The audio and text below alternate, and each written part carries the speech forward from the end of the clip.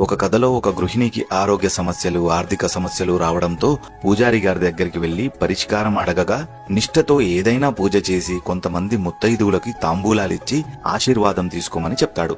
తను అలాగే ఆమెకు తెలిసిన వాళ్ళు, చుట్టుపక్కల వాళ్ళు కొంతమంది ఆడవారిని పిలిచి తాంబూలాలిచ్చి పంపించేస్తుంది. అయినా కొన్నాళ్లకు ఆమెకు ప్రశాంతత అనిపించకపోవడంతో మళ్లీ గురువుగారి దగ్గరికి వెళ్లి ఏం ఫలితం దక్కలేదు అని అంటుంది. నువ్వు చేసిన పూజలో ఏదైనా అపశృతి దొల్లిందా తల్లి అని గురువుగారు అడిగితే, అవును గురుగారు, భర్త పోయి విధవ అయిన మా అత్తగారు పూజ చేస్తున్నప్పుడు ఇంట్లోనే ఉన్నారు.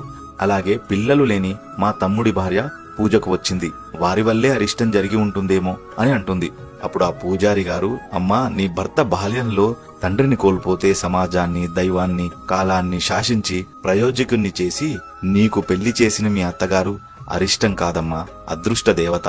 అలాగే పిల్లలు పుట్టడానికి పురుషుడే ప్రధాన కారణమని తెలిసినా నీ తమ్ముడిని వదిలేయకుండా కాపురం చేస్తున్న నీ మరదలు మహాప్రతివత తల్లి. ఇలాంటి వాళ్ళు కాదు. ముత్తైదువుల ముసుగులో మొగుడిని ఇంట్లో పెట్టుకుని పరాయి పురుషులతో అక్రమ సంబంధం పెట్టుకున్న మహిళ ఒకరికి అందరి ముందు బొట్టు, కాటిక, గాజులు, మెట్టలు, రంగురంగుల చీరలు, రోజు దేవుడు పూజలు చేస్తున్నట్టు నటిస్తూ మొగుడిని కటకటాల పాలు చేసి పిల్లలను కూడా తండ్రిని చూసే భాగ్యం కలిగించకుండా మరొక స్త్రీకి తాంబూలమిచ్చి పెద్ద పాపం చేశావు తల్లి. ముత్తైదువులంటే ధనవంతులు, ఖరీదైన చీరలు కట్టుకుని సమాజం కోసం నటిస్తూ తిరుగుతున్న వాళ్ళు కాదమ్మా.